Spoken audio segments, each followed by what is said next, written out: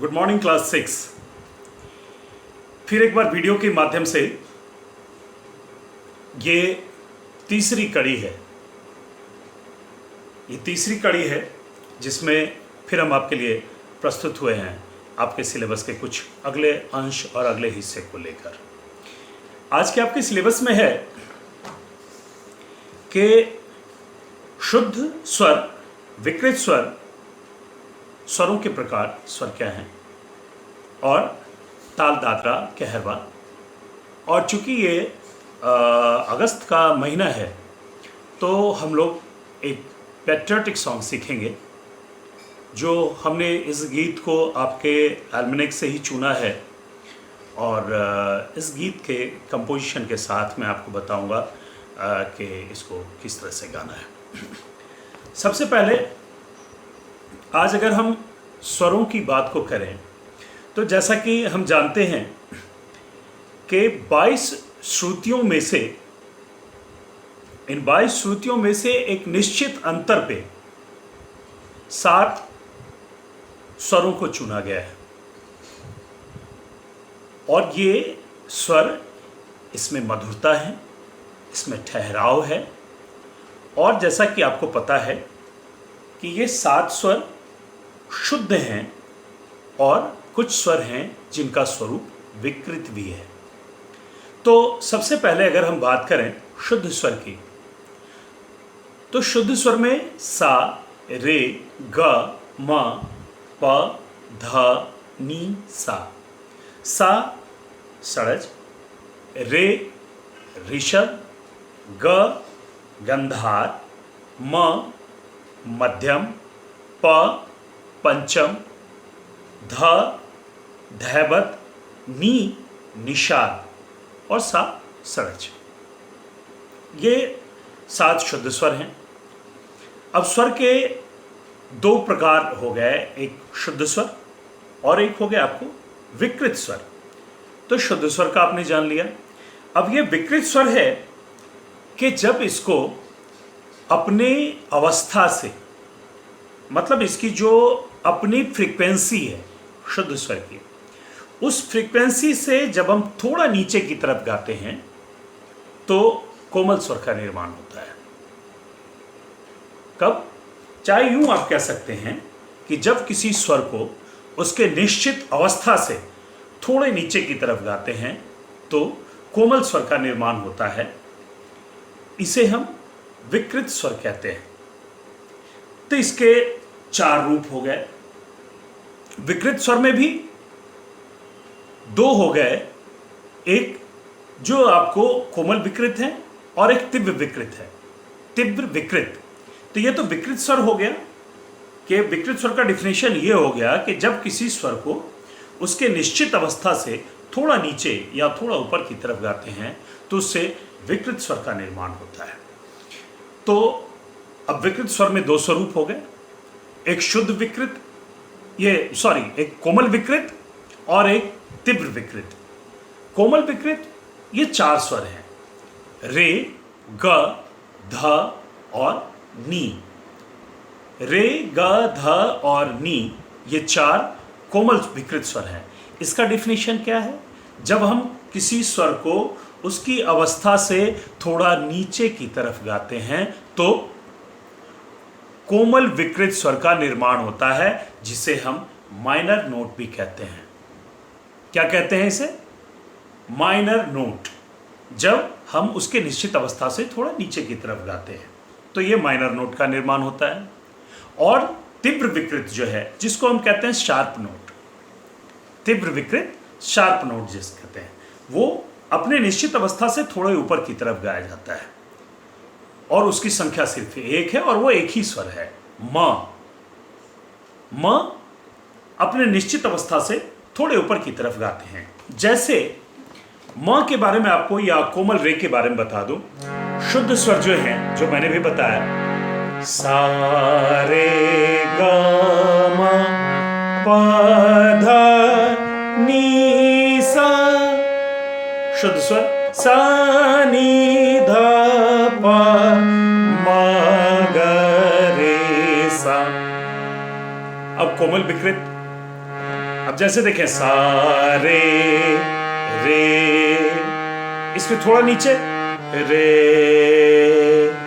अब क्या हो जाएगा सा रे,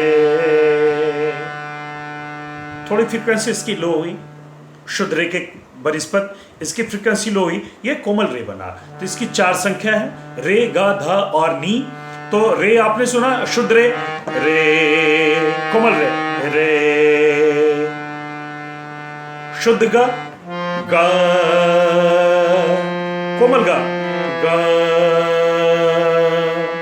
है, महसूस कर रहे हैं आप भी, गा ये शुद्ध है, गा कोमल गा। अब रहा धा, धा शुद्ध धा, सारे गा मा पा धा, शुद्ध धा कोमल धा, धा ठीक है। अब नी, सारे गा मा पा धा नी, शुद्ध नी, नी कोमल नी, नी थोड़ा सॉफ्ट है ये, क्योंकि फ्रीक्वेंसी इसकी जो शुद्ध स्वर है उससे थोड़ी इसकी कम है। अब तीव्र म को पहचाने, जैसे सारे गा मा, मा ये तीव्र म हो गया, जिसे मैंने बताया कि ये शार्प नोट है। सारे गा मा शुद्ध म है, ये तीव्र म। तो ये आपने समझा स्वर और स्वरों के प्रकार किस तरह से हुआ। ये कि स्वर 22 श्रुतियों से स्वर का निर्माण हुआ। एक निश्चित अंतर पर 7 शुद्ध स्वरों को चुना गया हमारे विद्वानों के द्वारा, और फिर उस 7 स्वरों में उसके 2 स्वरूप हो गए, शुद्ध स्वर और विकृत स्वर। शुद्ध स्वर सारे गा मा पा धा नी सा, विकृत स्वर जिसे हम निर्धारित से थोड़ा नीचे या थोड़ा ऊपर गाते हैं तो विकृत स्वर का निर्माण होता है। अब विकृत स्वर में उसके 2 रूप हो गए, एक कोमल विकृत हुए और एक हो गया तीव्र विकृत। कोमल विकृत जो निश्चित अवस्था से नीचे की तरफ गाया जाए, रे गा धा और नी, और तीव्र विकृत जिसे हम शार्प नोट कहते हैं, निश्चित अवस्था से थोड़े ऊपर गाते हैं, जिसका एग्जाम्पल है मां। तीव्र मां के पहचानने का तरीका है कि उस स्वर के ऊपर हम एक खड़ी पाई देते हैं। कैसे, मैं आपको लिखकर बताता हूं।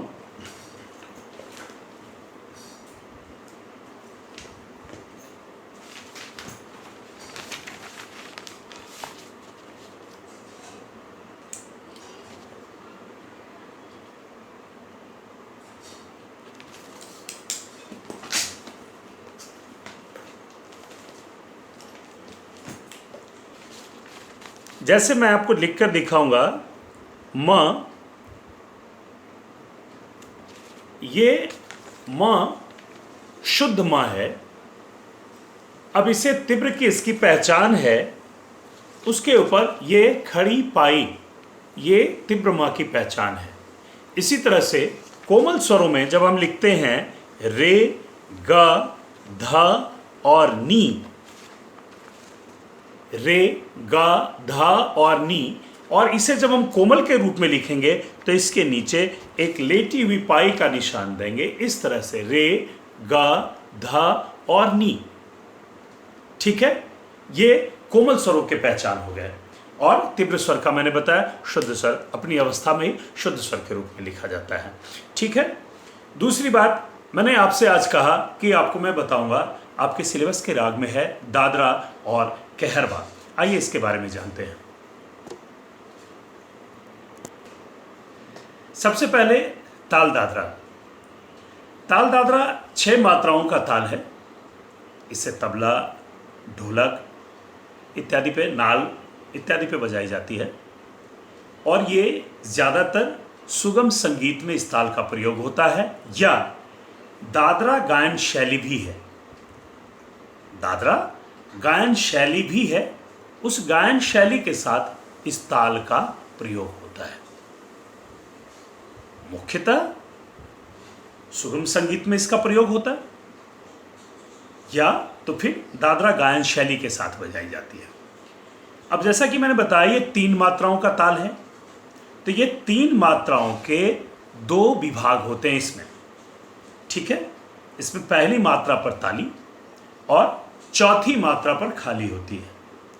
पहली मात्रा पर ताली, चौथी मात्रा पर खाली होती है और 3-3 मात्राओं का विभाग है। तो पहला विभाग जैसे हो गया कि पहला 3 मात्राओं का विभाग हो गया, तो पहला हो गया धा, धी, ना।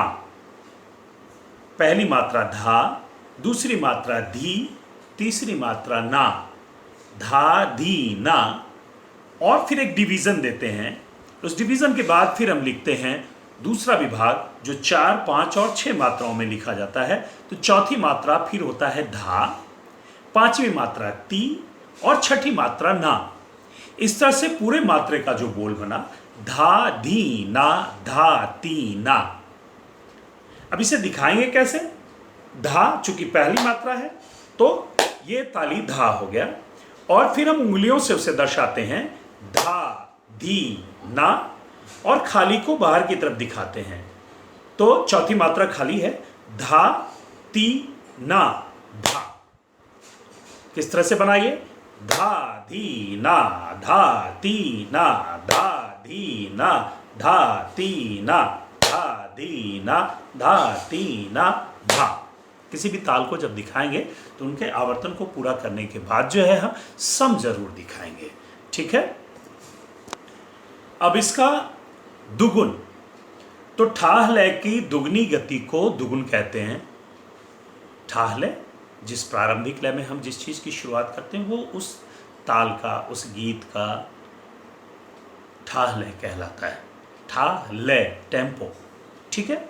अब इसका दुगुन, तो उसकी दुगनी गति, तो जैसे भी हमने क्या किया धा, धी, ना, धा, ती, ना, धा। अब हमको दुगुन में क्या करने होंगे? एक ही मात्रा पर 2 बोलों को बोलना होगा। दुगुन लय में इसको कैसे करेंगे? धा, धी, ना, धा, ती, ना, धा, धी, ना, धा, ती, ना, धा, धी, ना, धा, ती, ना, धा, धी, ना, धा, ती, ना, धा। 2 बोलों को हमने एक ताल पर रखा। हमने इसके पहले किया धा, धी, ना, धा, ती, ना। अब 2 बोलों को, तो पहला मात्रा धा, दूसरी मात्रा धी। अब इस दोनों को एक में कर देंगे तो हो जाएगा धा, धी। क्लियर है? दूसरी मात्रा पे हो जाएगा 3 और 4 के बोल, तो हो जाएगा ना, धा। और तीसरी मात्रा पर आ जाएगा ती, ना। मतलब जो 6 मात्राओं के बोल हैं वो 2-2 अगर हम कर देंगे एक मात्राओं पे तो सिमट के कितने पे आ जाएगा? वो 3 ही मात्राओं में आ जाएगा। हमने किया 6, धा, धी, ना, धा, ती, ना, 6 मात्रा। अब 2 बोल को एक पे कर देंगे तो सिमट के 3 में आ जाएगा, जैसे धा, धी, ना, धा, ती, ना। 3 मात्राओं पे आ गया ये। और बाकी के 3 मात्राओं पे जो खाली में दर्शाते हैं वो एज इट इज हमने बोलना है और ये दुगुन लय मेरा तैयार हो जाएगा। लिखने की भी शैली में और बोलने की शैली में मैं आपको बता चुका हूं। चलिए, इसके बाद आपका दूसरा ताल है ताल कहरवा। ताल कहरवा 8 मात्राओं का ताल है और ये बहुत ही प्राचीन ताल है। खास तौर पे इसे लोकगीत में इस ताल का प्रयोग होता है, सुगम संगीत में भी इस ताल का प्रयोग होता है,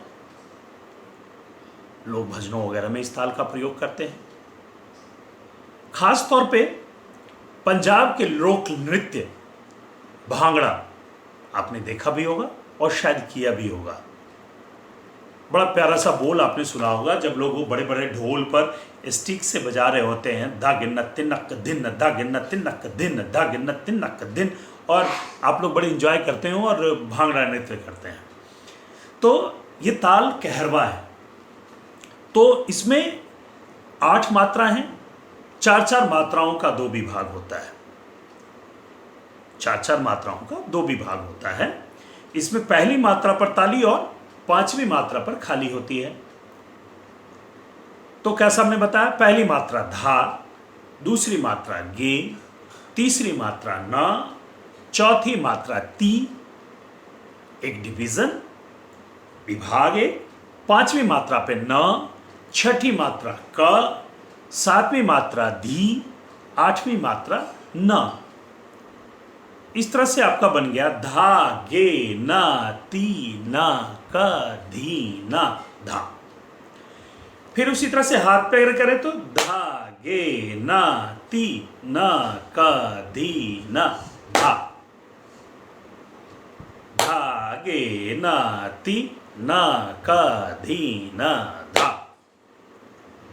ठीक है, ये आपका हो गया कहरवा। और जैसा कि मैंने आपको बताया कि आज मैं आपको एक पेट्रियोटिक सॉन्ग सिखाऊंगा जो आपके एल्मनेक से ही है। वो सॉन्ग मैं इसके बाद अभी आपको गाकर बताता हूँ।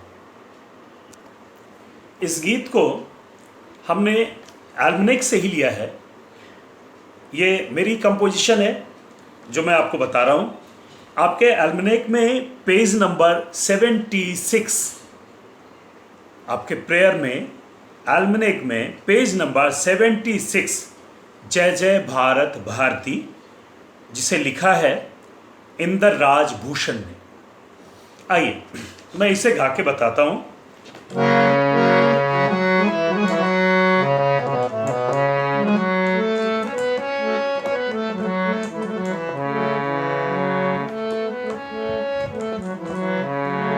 मूलतः बेसिक जो है इस राग का हमने वो मालकौस ही रखा है, क्योंकि कहते हैं कि ये बड़े मर्दाना राग कहते हैं इसे। कहते हैं कि बड़े जोश हैं, बड़ा ही इस राग के अंदर में जो है सो ज़्यादातर आपको वीरता वगैरह का जो है सो गीत गाया जाता है। तो इसलिए मैंने नहीं चुना है कि राग मालकौस में ही करें। बाकी ये कि राग मालकौस में ये कंपोज करते वक्त जो है सो मैंने ध्यान नहीं दिया था। कंपोजिशन के बाद पता चला कि ये राग मालकौस का स्वरूप निकला है। कुछ तब्दीलियाँ हैं, कुछ नोट्स हैं। जैसा कि मैंने इसके पहले वीडियो में बताया था कि सुगम संगीत में आपको इस बात की आज़ादी होती है कि आप थोड़े बहुत जो हैं नोट्स दूसरे स्वर भी लगा सकते हैं, क्योंकि आप राग आधारित नहीं कर रहे होते हैं। ये मैंने सिर्फ इसलिए बताया राग मालकौस की, चूंकि सा ग म ध नि सा सा नि र म ग सा ये गाते हैं।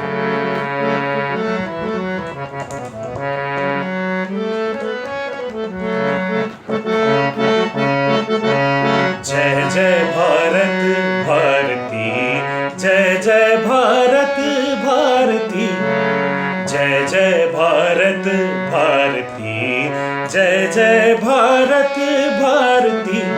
कोटि कोटि कंठों से बोले, कोटि कोटि कंठों से बोले, जय जय भारत भारती, जय जय भारत भारती, जय जय भारत भारती, जय जय भारत भारती। ये इस गीत का अस्थाई हुआ अंतरा। उत्तर में हिमवान सुशोभित, दक्षिण में सागर आलोरित। अब अंतरा में राग मालकौस का कोई रूप नहीं रह गया, क्योंकि इसमें काफी अलग अलग स्वर लग गए। ठीक है, खाली शुरुआत का जो स्थाई है वो उसमें राग मालकौस पूरी तरह से दिख रहा था। इसके आगे फिर चूंकि हमें अलग अलग स्वरों का प्रयोग इसलिए करना पड़ा चूंकि शब्दों के हिसाब से हमें उसके सौंदर्यता का विस्तार मुझे अपने स्वरों के माध्यम से करना था। उत्तर में हिमवान सुशोभित, दक्षिण में सागर आलोरित। उत्तर में हिमवान सुशोभित, दक्षिण में सागर आलोरित। इसका है हर कण आलोकित, इसका है हर कण आलोकित। बारी बारी आकर तुम्हें इसके चरण पखारती, इसके चरण पखारती। जय जय भारत भारती, जय जय भारत भारती। पहला अंतरा। दूसरा अंतरा भी ठीक इसी प्रकार के है।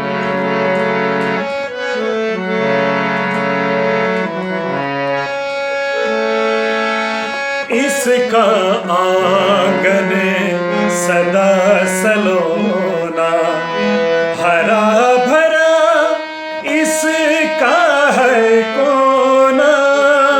इसका आंगन सदा सलोना, हरा भरा इसका हर कोना। इसकी धरती उगले सोना, इसकी धरती उगले सोना। इसके चप्पे चप्पे पर श्री वैभव को है भारती, वैभव को है भारती। जय जय भारत भारती, जय जय भारत भारती। फिर मुखरा। अब तीसरा अंतरा है जिसमें थोड़ा सा मैंने बदलाव किया है।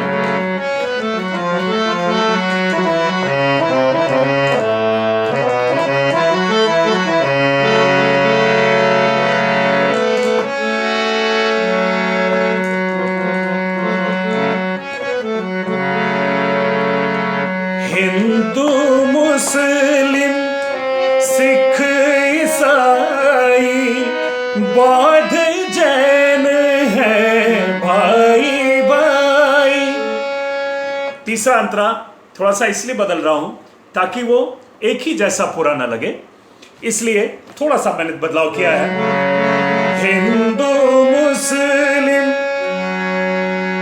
सिख ईसाई बौद्ध जैन है भाई भाई। सबने है आवाज लगाई, सबने है आवाज लगाई। आओ मिलकर आज उतारे भारत माँ की आरती, भारत माँ की आरती। जय जय भारत भारती, जय जय भारत भारती। कोटि कोटि कंठों से बोले, कोटि कोटि कंठों से बोले जय जय भारत भारती, जय जय भारत भारती। जय जय भारत भारती, जय जय भारत भारती, जय जय भारत भारती।